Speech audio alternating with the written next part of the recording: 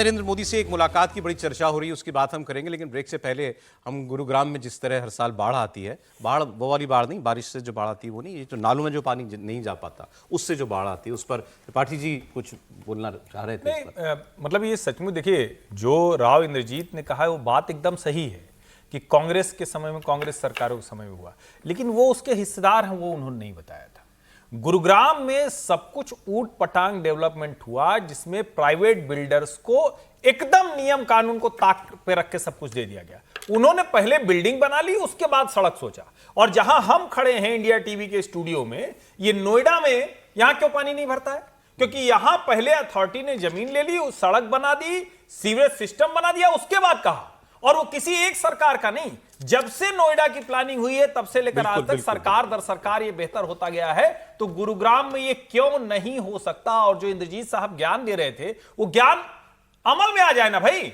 कितना सामान्य उन्होंने बताया कि टनल बना दो, मेट्रो की तरह पानी निकल जाएगा। तो कम से कम कुछ नहीं तो छोटे छोटे ही सही 3-3, 4-4 किलोमीटर के 4-5 जब तक बनाए होते, तो जितने सालों से हम लोग बात कर रहे हैं तब तक कुछ हो गया होता। लेकिन दुर्भाग्य से ये होता नहीं। और 10,000 मिलियनेयर का शहर है, सबसे ज्यादा है चेन्नई, वहां रहते हैं अगर मुंबई और दिल्ली एनसीआर को छोड़ दे 100 करोड़ के फ्लैट। लेकिन जो बात जो सुझाव, वो जो उन्होंने तरीका बताया, जो आप भी कह रहे हैं, वो अरबों रुपए का नहीं, डॉलर का प्रोजेक्ट है। पूरे शहर के नीचे टनल खोदना, 50 सही कह रहे हैं सर, 50 मंजिला इमारत के नीचे टनल खोदने का मतलब वो नहीं कहा, मैंने वो नहीं कहा, मैंने इसीलिए तुरंत बोला क्योंकि वो तो सिर्फ बोलने के लिए बोल रहे हैं। मैं ये कह रहा हूं, आप तो पानी निकलने का 3-4 किलोमीटर का कोई बढ़िया एक ड्रेनेज सिस्टम बना सकते हैं ना। सबके नीचे आप खोद के थोड़ी नहीं बना पाएंगे, लेकिन 3-3, 4-4 किलोमीटर तय करके आप पानी फ्लो में निकल जाए, ये तो कर ही सकते हैं। लेकिन इंद्रजीत जी ने गंभीर बात कही है सर। क्या सर? मतलब ये सब की व्यवस्था एक तो पुराना है, ये लंबे समय से हो रहा है और इसको सुधारना चाहिए। हाँ, ये तो बहुत बड़ी बात बता दी। अच्छा किया बता दी, नहीं तो हमारी समझ में आता ही नहीं। अच्छा, आगे कुछ पॉलिटिकल खबर आपको बताता हूं। पंजाब की खबर इंपॉर्टेंट है। बीजेपी कैसे पंजाब की तैयारी कर रही है। पंजाब के राज्यसभा सांसद हैं संदीप पाठक, आम आदमी पार्टी से बीजेपी में आए थे। इन्होंने गृहमंत्री अमित शाह से मुलाकात की, माफ कीजिए, गृहमंत्री से मुलाकात की, मैंने प्रधानमंत्री कहा। माना जा रहा है कि दोनों के बीच पंजाब चुनाव को लेकर ही मंथन हुआ था। संदीप पाठक ने सोशल मीडिया पर इस पोस्ट की जानकारी खुद दी है। पंजाब चुनाव से पहले बीजेपी और अकाली दल के बीच गठबंधन को लेकर अटकलें चल ही रही थी अभी हालांकि, लेकिन बीजेपी की तरफ से 2-3 बयान ऐसे आए जिससे कहा गया कि वो पूरी सारी सीटों में 117 सीटों पर खुद ही चुनाव लड़ेंगे। बीजेपी के संगठन महासचिव BL संतोष ने इस बात को कहा था। लेकिन संदीप पाठक पंजाब के बीजेपी आम आदमी पार्टी की जीत के एक अहम आर्किटेक्ट हैं और इसीलिए उनका बीजेपी में आना, उसका फोकस पंजाब को लेकर के पहले भी माना जा रहा था। वैसे भी जो वो 7 सांसद आए थे उनमें से 5 तो शायद पंजाब से ही आते थे, 6, उसमें राघव चड्ढा भी एक हैं। अब ये इनको तो बीजेपी ने राष्ट्रीय सचिव बना दिया, तो ये तो क्लियर हो गया कि अब ये संगठन में जाएंगे।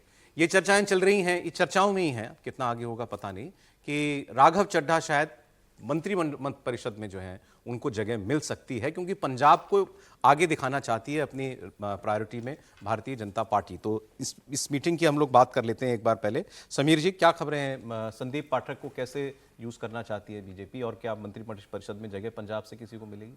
देखिए, संदीप पाठक ने अभी जो भारतीय जनता पार्टी के राष्ट्रीय संगठन महामंत्री BL संतोष 2 दिन के पंजाब के दौरे पर गए थे।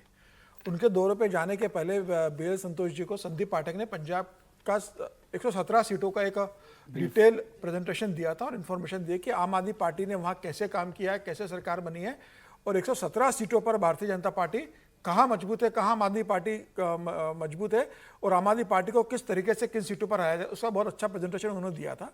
और मुझे लग रहा है कि इस बार भारतीय जनता पार्टी संदीप पाठक का पूरा इस्तेमाल पंजाब की रणनीति बनाने में कर रही है और उनको स्पेसिफिकली कहा गया है कि पंजाब को लेकर आपको तैयारी करनी है और जो आप पंजाब का फीडबैक देंगे पार्टी से गंभीरता से लेगी, क्योंकि जिस बेहतर तरीके से पंजाब की राजनीति को फिलहाल आम आदमी पार्टी के परिप्रेक्ष्य से बात कर रहा हूं मैं, भारतीय जनता पार्टी के संगठन के हिसाब से नहीं, क्योंकि आम आदमी पार्टी का पंजाब को लेकर जो पूरी रणनीति रही है पिछले चुनाव को लेकर, उसके बाद संगठन को लेकर जमीनी स्तर पर, उस पर संदीप पाठक वहां देख रहे थे। तो मुझे लगता है कि वो संदीप पाठक के पास जो पूरी आम आदमी पार्टी की जो ताकत है और आम आदमी पार्टी की जो कमजोरियां हैं, वो सारी इंफॉर्मेशन उनके पास है और भारतीय जनता पार्टी संदीप पाठक के फीडबैक के आधार पर पंजाब में इस बार करेगी। और अब जब 2 दिन के लिए BL संतोष जी गए थे तो उन्होंने संदीप पाठक के आधार पर ही बैठकों के अंदर तमाम चीजों का वहां पर जिक्र किया है संगठन को लेकर। तो मुझे लग रहा है कि उसके आधार पर ही उन्होंने पंजाब को लेकर अमित शाह जी को इंफॉर्मेशन दी होगी इस पर आगे बात करते हैं सर। आपको एक और अहम बयान सुनाता हूं मैं। प्रकाश सिंह बादल, अब उनका अकाली दल का अलायंस होगा तो कब होगा उसकी बात करेंगे। सुखबीर बादल, माफ कीजिएगा, सुखबीर बादल, उनका अलायंस होता है कि नहीं आगे देखने में पता चलेगा। उनका एक उन्होंने भी अपनी तरफ से कैंपेन शुरू कर दिया है। पंजाब बचाओ रैली करते हैं वो आजकल पंजाब में, आम आदमी पार्टी की सरकार पर खूब बोलते हैं। इस बीच उन्होंने जिक्र किया अमृतपाल सिंह का। अमृतपाल सिंह सांसद हैं पंजाब से और जेल में बंद हैं।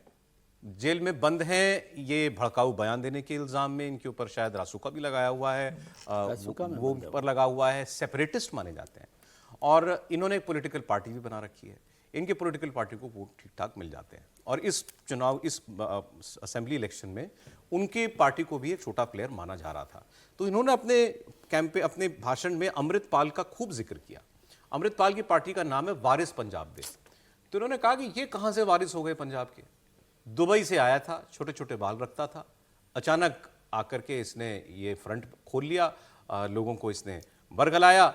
और ये तो वो आदमी है जो थानों के अंदर वो लेकर के जाता था, गुरु ग्रंथ साहब महाराज को लेकर के जाता था। वो बहुत टकराव किया उसने जब वो पंजाब में उसकी एक्टिविटीज चल रही थी। पूरा प्रशासन वहां पर थम गया था, जब परेशान रहता था। उसका जिक्र भी इन्होंने किया सुखबीर बादल ने। सुनते हैं। 2022 भाई अमृतपाल अपने दुबई चो आया, बाल कट्टे, पूरी शेव, किसी नू कोई पिछोकड़ नहीं पता की करता है, कित्थों आया, किवें आया, किवें पहुंचा। इत्थे आके कहंदे मैं असी वारिस है पंजाब दे। वारिस वो पंजाब दे बन गए जेड़े गुरु ग्रंथ साहब जी महाराज नू दी ढाल बना के आप थाने च लेके जाणगे। दूजी गल, वड्डी गल है, इस परिवार का पिछोकड़ तुसी जानते हो। 1984 तो लैके 1984 तो लैके तकरीबन 1920 तक वो कांग्रेस दे मोडी सी, पिंड दे सरपंच रहे कांग्रेस दे। उदों याद नहीं आया पंथ, जदों कांग्रेस ने टैंकां तोपां ते दरबार साहब ते हमला किया, उदों उन्होंने दर्द नहीं आया। जदों हजारां भैन भरावां दा कतल किया कांग्रेस ने, उदों इन्होंने दर्द नहीं आया। उदों वारिस किधर गए। संदीप पाठक की अमित शाह से जो मीटिंग हुई उस पर भी बात करेंगे, लेकिन अमृतपाल का सुखबीर बादल का मीटिंग में नाम लेना, इसका मतलब ही है कि इनको ये मानते हैं कि ये आदमी भी वोट खींचेगा, परेशान कर रहा है, ये आदमी परेशान कर रहा है, ये मतलब है जी। बिल्कुल ठीक बात है। और अभी संदीप पाठक साहब का जिक्र हुआ, एक बात बताऊं मैं, भारतीय जनता पार्टी कोशिश कर रही है, लेकिन वहां क्या हो रहा है कि 5 कॉर्नर्ड फाइट हो गई है। और ये 5 कॉर्नर्ड फाइट जो कमजोर होती हुई आम आदमी पार्टियों की, उसके लिए एक मजबूत जगह पर बनाती है। मतलब वो 30-35% वोट पर भी अगर रह जाए तो भी, क्योंकि आप अकाली वहाँ पर मजबूत तरीके से या जो भी तरीके से लड़ रहे हैं, कांग्रेस वहाँ पर सबसे मजबूत पार्टी है, भारतीय जनता पार्टी, और ये वारिस जो है वारिस पंजाब दे, वारिस पंजाब भी। तो वारिस पंजाब का एक छोटे इलाके में, ब्लॉक में वो है, लेकिन ये 4 कॉर्नर, 4 पार्टी यदि भगवंत मान के या आम आदमी पार्टी के खिलाफ लड़ेंगी तो वो कमजोर रहकर भी जीतने की स्थिति में रहते हैं। तो क्या भारतीय जनता पार्टी और अकाली दल साथ होते हैं कि नहीं होते, वो भी ये वैसा कि वैसा ये जो उत्तर प्रदेश में हम बात कर रहे थे कि भाई सब एका कर लें तो जा सकते हैं कि नहीं जा सकते। और वारिस पंजाब का एक ब्लॉक में वो है, असर है, वोट है, खटूर साहिब में अच्छा है, खटूर साहिब, हाँ, तो वो असर है उनका। और जब सुखबीर साहब जिक्र कर रहे हैं तो ऐसे सॉरी आप सर, आपकी बीच में रोका कि ये ऐसे लोग जो हैं ये एलिजिबल कैसे हैं वोट लड़ने के लिए, मतलब ये मुझे समझ में नहीं आया। वो सांसद बन कैसे गया? इलेक्टोरल रिफॉर्म्स में यदि उस बात को करेंगे तो होगा ना। और इसको आप देश के लिए खतरा मानते हैं? सर कश्मीर में भी तो ऐसा ही हुआ। सर वो राशिद इंजीनियर है, राशिद इंजीनियर जेल में रह के, डिब्रूगढ़ जेल में था, 2 लाख वोटों से जीता है जेल में रहते हुए सर। तो जेल में था, आसाम के डिब्रूगढ़ जेल में। और फिर सुखबीर साहब को यूं भी समझिए कि अकाली दल की राजनीति तो धर्म की राजनीति हाँ, है ना, इसलिए पंथिक वोट कहते हैं, तो इसलिए वो नुकसान हुआ। और अकाली दल के जवाब में जो खालिस्तान की पूरी राजनीति हुई कांग्रेस के जमाने में, वो भी उसका जवाब था। तो वो पंथिक राजनीति बहुत इंपॉर्टेंट है और भारतीय जनता पार्टी उसका एक छोटा प्लेयर के तौर पर भूमिका निभा रही है। लेकिन अभी एक अच्छी बात हुई कि समझ नहीं आ रहा कि वहाँ जो पंजाब है जो सिख विरोधी दंगे हुए उसके बाद भारत पंजाब निकल आया पूरी सब उससे टेररिज्म से, लेकिन कांग्रेस के साथ वो खड़ा हुआ है लगातार, जिसे सिख विरोधी पार्टी के तौर पर देखा जाता रहा। और भारतीय जनता पार्टी तो वहां पर कोई उस तरह से सिख विरोधी पार्टी के तौर पर नहीं देखी जाती, लेकिन अब उसे ये हिंदुओं की पार्टी के तौर पर। हाँ, यही बात है कि ये तो हमको हिंदू बोलने वाले लोग हैं, आरएसएस से उनका झगड़ा ही है। क्या क्या एंगल बन रहे हैं सर पंजाब के चुनाव में? देखिए, एक तो अभी विजय जी ने कहा कि 5 कॉर्नर कंटेस्ट की संभावना दिख रही है। अब पॉलिटिकल लॉजिक तो ये कहता है कि जो पार्टी सत्ता में है और जिसने पिछली बार 117 में से 92 सीटें जीती, हाई परसेंटेज जो वोटिंग के साथ, वो फायदे में रहेगी। लेकिन बीजेपी ये मान के चल रही है, जो बीजेपी के लोग हैं पंजाब में और संघ के लोग भी हैं, कि वो बीजेपी के लिए फायदेमंद हो सकता है। उनको लगता है कि उनका हिंदू वोट तो बढ़ेगा नहीं, अच्छा, ऐसा उनका आकलन है। और जो बाकी सिख वोट है, बाकी जो वोट है वो बढ़ सकता है, तो वो उसको अपने फायदे में मान वो के अपने आप को, बीजेपी अपने आप को हिंदू वोट की अकेली दावेदार मान रही है। वो मान के चल रही है। हालांकि बहुत पॉलिटिकल लॉजिक इसलिए नहीं है उसमें, क्योंकि कांग्रेस को अच्छा खासा हिंदू वोट बैंक मिलता रहा है पंजाब में। दूसरा, जो सुखबीर बादल कह रहे थे, उनको एहसास हो गया है कि पंथिक वोट उनके नीचे से खिसक रहा है। ऐसा शायद बहुत पहले हो जाना चाहिए था उनको, अगर पहले हो जाता तो नौबत नहीं आती। इसीलिए वो सीधे उनको हेड ऑन ले रहा है, सीधा अटैक कर रहे हैं, जो बड़ा जोखिम का काम है पंजाब की राजनीति में, क्योंकि अभी भी कुछ लोग हैं जो उनके प्रति सॉफ्ट कॉर्नर रखते सर हैं। अब नहीं, मैं कह रहा हूं कोई अमृतपाल का समर्थक हो या ना हो, आपने ध्यान दिया उन्होंने उनका नाम कैसे बुलाया? भाई अमृतपाल। तो चलो, वो तो पंजाब का हर आदमी अमृतपाल को एक धार्मिक चश्मे से जरूर देखता है। तो वो सेंटीमेंट को भी ध्यान में रख रहा है, लेकिन अटैक भी कर रहा है। तीसरी बात जो मैंने 1-2 बार पहले भी कही, अभी आपने भी कहा कि अलायंस होगा कि नहीं होगा, बीएल संतोष जी ने भी कहा, अकाली दल ने भी थोड़ा सा रिजर्वेशन दिखाया। यह अलायंस दोनों पार्टियों को हक है, हर पार्टी को हक है, सब 117 सीटों पर लड़े, है ना। लेकिन पंजाब सीमावर्ती राज्य है, संवेदनशील राज्य है, और 2 दशक तक करीब उसने आतंकवाद झेला है, बड़ी मुश्किल से निकला है। तो पंजाब के हित को अगर आप ध्यान में रखें तो Akali BJP combination political mutual benefits के अलावा देखें आप, हिंदू सिख कॉम्बिनेशन बनता है, अर्बन रूरल कॉम्बिनेशन बनता है जी। तो पंजाब जैसी स्टेट की डिमांड ये है कि एक स्टेबल सरकार बने जो पंजाब को आतंकवाद से स्टेट और नेशनल कॉम्बिनेशन भी बनता है सर। जी, आतंकवाद से तो निकल आया, लेकिन जो मेन स्ट्रीम में पंजाब का भी बहुत प्रगतिशील राज्य माना जाता था आज से 40 साल पहले, आज तो बहुत पीछे है। ठीक है, अब ये देखिए आम आदमी पार्टी की सरकार तो स्टेबल गवर्नमेंट रही है सर, सारे ये लॉजिक तो काम नहीं करता ना। सारे ये समीकरण स्टेट सेंट्रल रिलेशनशिप की जो सरकार हो वो उसको थोड़ा मदद कर सकती। स्टेबल तो रही है ना, आम आदमी पार्टी की सरकार में क्या हुआ, 5 साल वो चली है स्थायी। नहीं, वो ठीक है, लेकिन वो जहां जैसे वित्तीय हालात उस प्रदेश के बन गए हैं, वो उसको अब केंद्र की मदद की सख्त जरूरत लगती है। सेंट्रल स्टेट रिलेशनशिप वाली चलिए सर, आगे बढ़ते हुए अगली खबर आपको बताते हैं, बंगाल के बागी सांसदों से जुड़ी हुई। टीएमसी के जो 20 बागी सांसद हैं, माफ कीजिएगा एनसीपीआई के, एनसीपी निकलता ही नहीं मुंह से, एनसीपीआई के जो 20 सांसद हैं, उनको लोकसभा के स्पीकर ओम बिरला ने नोटिस भेजा है और 7 दिनों के अंदर उनसे जवाब मांगा है दल बदल कानून के तहत, क्यों ना उनको अयोग्य घोषित कर दिया जाए। इसका जवाब देना होगा उनको। ये नोटिस दरअसल ये सुप्रीम कोर्ट में याचिका थी अभिषेक बनर्जी की, वो टीएमसी के सांसद हैं, और उन्होंने अपनी याचिका में कहा कि स्पीकर हमारी अर्जी पर कार्रवाई नहीं कर रहे हैं, उस पर फैसला ही नहीं कर रहे हैं, हमने इनको डिस्क्वालीफाई करने की अर्जी दी हुई है। तो सुप्रीम कोर्ट ने कहा कि स्पीकर को टाइम बाउंड फैसला लेना चाहिए। इनकी मांग थी कि स्पीकर को नोटिस भी इशू किया जाए। नोटिस तो नहीं इशू हुआ, लेकिन वो नोट जरूर ले लिया स्पीकर साहब ने, और उन्होंने इनको ये नोटिस जो है वो इशू कर दिया है। अब ये अपना जवाब 7 दिन में दे देंगे। सवाल तो यह है कि स्पीकर फैसला कब करेंगे? त्रिपाठी जी देखिए, मुझे नोटिस स्पष्ट तौर पर ये दिखता है कि जो कुछ आप कह रहे हैं फैसला कब करेंगे, जो फैसला उन्होंने लगभग कर लिया है उसी को प्रोसेस में ठीक तरह से वो प्रोसेस में आ जाए, इसके लिए प्रक्रिया दुरुस्त हो जाए। निर्णय तो लगभग तय ही, अगर निर्णय नहीं होता तो वो क्यों दिखते भूपेंद्र यादव जी के घर पर सांसद जी लोग, क्यों वो लोग उस तरह की बात करते? सायोनी घोष जी ने तो क्या सुंदर, मतलब उन्होंने इतनी अच्छी अच्छी बातें कही, आप लोगों ने उस पर चर्चा ही नहीं की। आप उनकी चर्चा नहीं करते हैं आजकल, ये मुझे समझ में नहीं आता। इतनी अच्छी अच्छी बात उन्होंने कही, देश हित की, देश प्रेम की, जाने क्या क्या इधर वो बोल रही थी। उन्होंने तो ये तक बताया कि बताइए कैसा विपक्ष है जो सदन नहीं चलने दे रहा है। वाह, इतनी बड़ी बात उन्होंने कही, आप लोगों ने चर्चा की?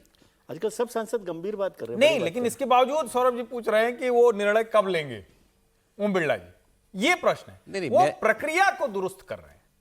नोटिस चूंकि अभिषेक बनर्जी ने दी है, वो उनको नोटिस भेज रहे हैं, इसका सीधा सा मतलब वो उसका जवाब आएगा। और जो एनसीपीआई को वैलिडेट करना है, जिसे आप कहते हैं ना, किसी चीज का एक वैलिडेशन तो करना होगा वो ना, हो जाएगा अब।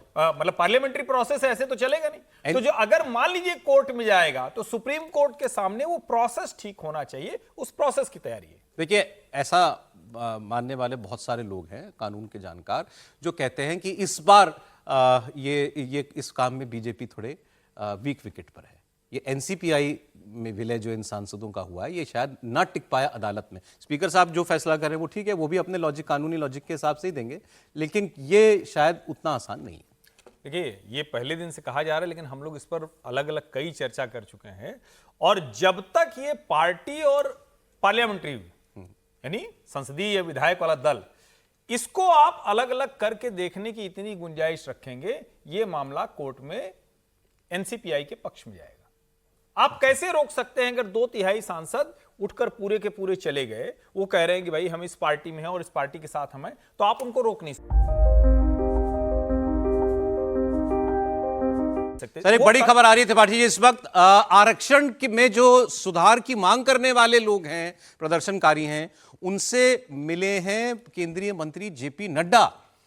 हर्ष दुबे, रण बहादुर चौहान, ये 2 युवक हैं, और ये इस जो आंदोलन इन लोगों ने किया था कि आरक्षण की समीक्षा होनी चाहिए, इन्होंने भी जंतर मंतर पर आंदोलन किया था। इनसे केंद्रीय मंत्री जेपी नड्डा की मुलाकात हुई है और सौहार्दपूर्ण मुलाकात, चर्चा हुई, ये भी बताया जा रहा है उनकी तरफ से। उन्होंने बताया कि प्रदर्शनकारियों से फिर मुलाकात होगी। जंतर मंतर पर आरक्षण सुधार को लेकर के ये प्रदर्शन किया गया था। जेपी नड्डा जी ने ही कॉकरोच जनता पार्टी के प्रतिनिधियों से मुलाकात की थी, सौरभ दास और आशुतोष रांका से। जेपी नड्डा से मुलाकात हो रही है, हर्ष और ये जो दूसरे युवक हैं, इनकी मुलाकात हो रही है। इनसे पहले यूपी के ब्रजेश पाठक जी से मुलाकात कर सकते हैं। अब इनसे मुलाकात का मतलब क्या है, ये समझना पड़ेगा। ये तो मामला कुछ ज़्यादा ही इंटरेस्टिंग हो गया, मतलब इंटरेस्ट से भी ऊपर हो गया है ये तो। देखिए, ये कौन है? ये लोग जो मांग कर रहे हैं, इसको सीधे सीधे आप बीजेपी के कोर सवर्ण वोट बैंक से आप जोड़ करके देख सकते हैं। और क्योंकि इनके आंदोलन को तो पुलिस ने ही हटाया वहां से, मतलब इनके प्रदर्शन को, धरने को तो सीजेपी वाले तो लेकर के गए थे, इस्तीफा लेकर के गए थे। सर, अभिजीत दीपके तो पुलिस ने उठाया था। उस आंदोलन में अभिजीत दीपके फाइनल अथॉरिटी था डिसाइड करने का। इसमें हर्ष दुबे फाइनल अथॉरिटी नहीं है। वो जिस तरीके से उसने वहां से किया है, उसका कितना विरोध मतलब उस चीजों को लेकर हो रहा है। और हर्ष दुबे अगर सहमति दे देंगे कि हमारी सरकार से बातचीत होगी, इसका मतलब ये नहीं कि पूरे जो छात्र बैठे हुए उनके साथ आ जाएंगे, लेकिन सरकार यह कोशिश कर रही है कि इस मामले को निपटाया जाए। आरक्षण आप तो कह रहे हैं वो कि उसकी बात उनकी बात मान लेंगे, क्या इसका तो सवाल ही नहीं उठता। आरक्षण को लेकर के इनकी मांग सुनी गई है, वो बड़ी बात है सर। आप तो बहुत आगे की बात कर रहे हो। यही संकट में डाल देगी पार्टी को, ये भी संकट में डाल विचार कर रहे हैं। अब ये संकट में डालेगी या संकट टालने के लिए इनसे मीटिंग हुई है? नहीं, इनसे संकट टालने के लिए मैं उनका पूरा पोस्ट पढ़ देता हूं जेपी नड्डा जी का। 21 अगस्त को जंतर मंतर पर हुए आंदोलन के उपरांत पूर्व निर्धारित समय के अनुसार श्री हर्ष दुबे, श्री रण बहादुर सिंह चौहान व श्री मृत्युंजय पाठक टीम के सदस्यों से सौहार्दपूर्ण वार्ता हुई। इस क्रम में हम शीघ्र ही फिर मिलेंगे, एक ही बार नहीं मिलेंगे, आगे भी मिलेंगे। अब बताइए, संकट में संकट को न्योता दिया जा रहा है या संकट टाला जा रहा है त्रिपाठी जी? नहीं, देखिए, सबसे पहले तो ये कि अब जो बड़ा बदलाव हो चुका है, जिस पर हम लोगों ने कई बार बात की, आज उसको एकदम से पक्के तौर पर हम कह देते हैं। पार्टी में जो संकट मोचक, मध्यस्थ, एक ऐसा व्यक्ति जिसके पास सब जाकर बात करेंगे, चाहे विरोध करने वाला, वो जगह अब नड्डा जी ने ले ली। अब राजनाथ जी के पास वो जगह नहीं रही, तो संकट मोचक वाली जगह नड्डा जी से राजनाथ जी से नड्डा जी पर शिफ्ट हो गई। नंबर 1, ये बहुत बड़ा पॉलिटिकल डेवलपमेंट है। अभी तो मंत्रिमंडल विस्तार भी होना है, तो ये एक बड़ा पॉलिटिकल डेवलपमेंट। दूसरा, जिस तरह से एक सवर्ण कह लें, जनरल कह लें, हम तो कई बार कहते हुए बचते हैं क्योंकि मेरी नजर में कोई सवर्ण या अवर्ण नहीं है, मेरे नजर में सब वर्ण है। जो जिसको जो काम आए, जो जिसको जो करना चाहे, सब उसी तरह से योग्य हैं, सब उसी तरह से अपनी उनकी एक कहें कि प्रतिष्ठा है। लेकिन जो ये जिस नाम से आप जाने, उस वर्ग को लगातार लग रहा था कि हर पार्टी कूद के कहती है 70%, 80%, 85%, 90%, मतलब आरक्षण हो गया, एकदम बढ़ाते चले जाओ। उसको लेकर बड़ा विद्रोह था। कमाल की बात यह है कि वो वर्ग भारतीय जनता पार्टी का एकदम पक्का वाला समर्थक है, और जो नया वाला जुड़ा है वो भी भारतीय जनता पार्टी का अभी पिछले 10 वर्षों में बड़ा पक्का वाला समर्थक हो गया है। तो भाजपा के लिए उबले आलू जैसा था, ना उगलते बने ना निगलते बने, तो अब करें क्या। और मुझे लगता है कि ये जो आंदोलन हुआ, और उसमें चूंकि ये लड़का हर्ष दुबे उत्साही बालक है बहुत, लेकिन थोड़ा तेज बहुत है, मतलब मेरी भी जो इससे एक दो मुलाकात हुई, तो जिस तेजी में ये आंदोलन से चला गया मिलने और मिलकर फिर जल्दी से वहां तक पहुंच गया, तो इसको लेकर एक इसी आंदोलन के एक हिस्से को थोड़ा लगता है कि वो ठीक नहीं। लेकिन हाँ, सरकार की तरफ से कहें तो बात करती दिख रही है, उनकी बात सुनती दिख रही है। सरकार ये आरक्षण सुधार या आरक्षण हटाओ आंदोलन जो भी है, इसको लेजिटिमाइज कर रही है मिलकर। यह बड़ी बात है। इनकी मांगे क्या हैं? आर्थिक आधार पर आरक्षण हो, जातीय आधार पर नहीं, एक परिवार एक आरक्षण, बस एक ही बार, आरक्षण प्रणाली की समय समय पर समीक्षा, ये नहीं कि चले ही जा रहा है। यूजीसी रोस्टर प्रणाली का विरोध, यूजीसी की नियमावली को लेकर के केंद्र सरकार सुप्रीम कोर्ट में कह चुकी है कि हम इस पर पुनर्विचार कर रहे हैं। वो भी यही कि भाई इसको सर वो तो ब्राह्मण अगड़ा विरोधी ना समझा तो जाए। कोई रास्ता नहीं, वो तो करना ही पड़ेगा। न्यूनतम योग्यता अंक भी होने चाहिए, चाहे आरक्षित सीट ही क्यों ना हो या आरक्षित कोई परीक्षा क्यों ना हो। और इसके अलावा ईडब्ल्यूएस का दायरा बढ़ाया जाए और एससी एसटी कानून में संशोधन हो। ये सारी मांगे हैं जिनको लेकर के केंद्रीय मंत्री इनसे मुलाकात कर रहे हैं। मतलब ये तो चिमटे से ना छुए ऐसा मामला है। और ये सारी मांगे करने वालों से मिलना केंद्र सरकार के मंत्री का शब्द इस्तेमाल कर लो, समीक्षा। समीक्षा नहीं, लेकिन अगर रियलिस्टिक ग्राउंड पे मिल रहे हैं तो सरकार को तो ये काम करना ही पड़ेगा ना। आप ऐसे कैसे कर सकते हैं? आज आप भावनात्मक हो रहे हैं। नहीं, इतने बड़े वर्ग को आप कैसे छोड़ सकते हैं? मैं पहले भी ये बात इतने बड़े वर्ग को आप 50% ओबीसी और बाकी सर आपको 15%, आप फिर कहां खड़े हैं? 27% आप खड़े हैं उस प्रचलित नैरेटिव के साथ। राजभर जी का बयान आपको नहीं ध्यान में आ रहा? सर मैं शुद्ध पॉलिटिकल बात कर रहा हूं सर राजभर जी आपको मैं नॉन इनकी पॉलिटिकल मांगों लगते हैं। को कम करके आंक नहीं रहा हूं, मैं उसकी बात नहीं कर रहा हूं। मैं मांगों के लॉजिक पे नहीं जा रहा हूं, मैं पॉलिटिकल लॉजिक पे। रामदास आठवले का बयान तो ये कैसे अफोर्ड कर रहे, मुझे समझाएं आप कि ये कैसे अफोर्ड कर सकती है बीजेपी इस वक्त इनसे मुलाकात करना। मैं तो ये समझना चाह रहा हूं, बताएं सर। मैं सरकार मिल रही है, वो तो जो हर्ष जी कह रहे हैं वो बात ठीक है, लेकिन ये तो पॉलिटिकली बहुत खतरनाक बात है भारतीय जनता पार्टी के लिए। लेकिन इसलिए खतरनाक नहीं है क्योंकि पार्टी ने ये काम अब हर्ष दुबे को और उनको सौंप दिया। मंशा तो उनकी वही रही है हमेशा ही, समझे। तो अब ईमानदार, और ये मैं फिर से कह रहा हूँ आपको, मैं बार बार इस बात पर जोर दे रहा हूँ कि उत्तर प्रदेश का इलेक्शन जाति और आरक्षण पर लड़ा जाएगा। और ये जो फैसला है मुलाकात तो करनी चाहिए, मतलब मैं इसके विरोध में नहीं हूँ कि मिले नहीं, सरकार किसी से भी मिलना चाहिए, लेकिन पॉलिटिकली कोई फायदा करेगा इनको? आपको नहीं लगता सर? किसी भी हालत में नहीं होगा। नहीं, मुझे लगता है भारतीय जनता पार्टी अब के लिए समस्या ये है कि एक तरफ कुआ है तो एक तरफ खाई है, कैसे दोनों को साथ कर चले। मतलब सवर्ण वर्ग का वोट भी चाहिए और पिछड़ों को नाराज भी नहीं करना है, दोनों को साथ लेकर चलना है। तो भारतीय जनता पार्टी उसका रास्ता निकालने की कोशिश कर रही है, दोनों को साथ ले। लेकिन ये बहुत मुश्किल है आज की तारीख में, क्योंकि रामदास आठवले का जो कल बयान आया है कि सारे देशद्रोही है जो आरक्षण हटाने की मांग कर रहे हैं, तो उसके खिलाफ महाराष्ट्र के अंदर कहा है कि 1 तारीख से हम उनके खिलाफ आंदोलन सवर्ण वर्ग शुरू करने वाला है। ठीक है, तो ये नए फॉर्म ये बैलेंसिंग एक्ट है, अगर है तो इसकी जरूरत थी क्या? सर शॉर्ट में थोड़ा ब्रेक। मुझे नहीं लगता कि बैलेंसिंग एक्ट सक्सेस होगा। उसकी वजह 2 है। देखिए, बीजेपी दुविधा में है। एक तरफ कोर वोट बैंक है जिसने बीजेपी को राष्ट्रीय पार्टी तक पहुंचाया और एक मजबूत ताकत बनाया। दूसरी तरफ वो वोट बैंक है ओबीसी का, जिसकी बदौलत तीसरी बार लगातार सत्ता में आए। तो ये दुविधा की स्थिति है। और बीजेपी ने भी कहावत तो सुनी होगी कि दुविधा में दो गए। उस दुविधा से कैसे उबरते हैं उनको चलिए, लेकिन है बहुत बड़ी डेवलपमेंट ये। नहीं, लेकिन अब सरकार, लेकिन ये बताइए, आप सारे लोग इतना पॉलिटिकल डिबेट कर रहे हैं कि कोई आंदोलन कर रहा है, अपनी डिमांड कर रहा है, तो सरकार उसकी बात भी ना सुने। नहीं, हम तो कह रहे हैं कि आप लोग तो लगातार मतलब अद्भुत तरीके से बात कर रहे हैं। आप लोग कह रहे हैं कि उनको आप जबरदस्ती हटा भी दो, उनसे बात भी न करो, उनकी समस्या बने तो सुनो। क्यों? क्योंकि संवेदनशील मसला है, इसीलिए सरकार को सुनना चाहिए। और सभी जो नागरिक हैं, जब आप उनकी बात कहते हैं तो चाहे जिसकी बात हो सुननी पड़ेगी।